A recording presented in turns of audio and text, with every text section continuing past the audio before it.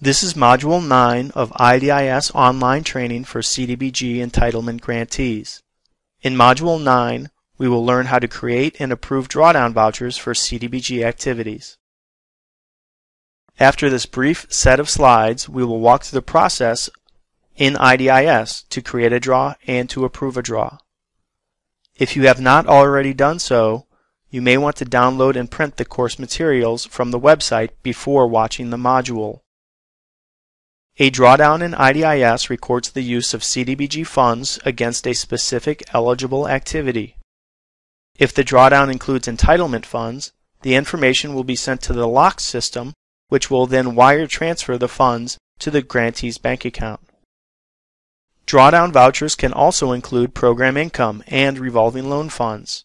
When these funds are drawn, you are reporting to HUD that the program funds in your local accounts were used for a specific activity. All drawdowns are posted against funded activities.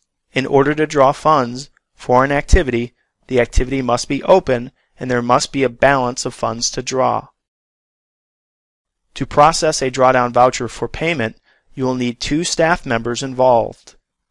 The first person will create the drawdown voucher, and the second person will review and approve the drawdown voucher.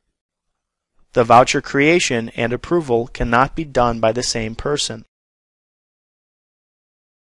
This slide discusses the drawdown process in general. Step 1 is to receipt any program income on hand that has not yet been receipted into the system. This is necessary to comply with the cash management regulations of the CDBG program that state any program income on hand must be used before entitlement funds are drawn from the Treasury. Step 2 is to create the drawdown voucher. This includes selecting the activities to be included and indicating the fund types and amounts to be drawn. When finished, the system will assign a voucher number to the drawdown and list the status as open. Step 3 is to approve the drawdown voucher. Again, this step must be performed by someone other than the person who created the voucher. Once the voucher has been approved, the status will update to Approved. At the end of the day, IDIS will collect all draws with an approved status and process them for payment. Payment is typically made in 2 to 3 days in the form of a wire transfer to the grantee's bank account. At this point, the voucher status will update to Complete.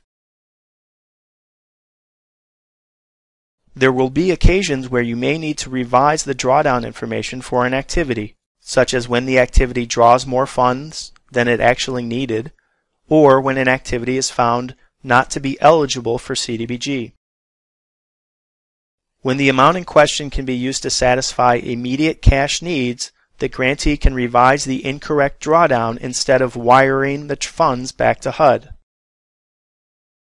When revising a drawdown, the grantee is able to reassign all or a portion of the drawn amount from one activity, the one that drew too much or was ineligible, to a different activity, typically the activity that has an outstanding invoice that needs to be paid. It's like saying, we didn't spend $500 on activity X, we only spent $400 on activity X. The rest of the money is still in our account and we will spend this extra $100 on activity Y. Here's an example of a drawdown revision. Let's assume that the grantee monitored activity 1003 and found that the activity was ineligible. As a result, the grantee collected $6,000 in repayment from the subrecipient. The grantee's next drawdown should be $13,000 for activity 1002 for administrative costs. How would the grantee handle this in IDIS? The first step would be to revise the existing drawdown voucher or vouchers for the ineligible activity. When revising the voucher, the system will ask how much money will be moved and to which activity should the money be moved. In this case, the grantee would move all $6,000 to activity 1002, which is the next activity that needs a drawdown.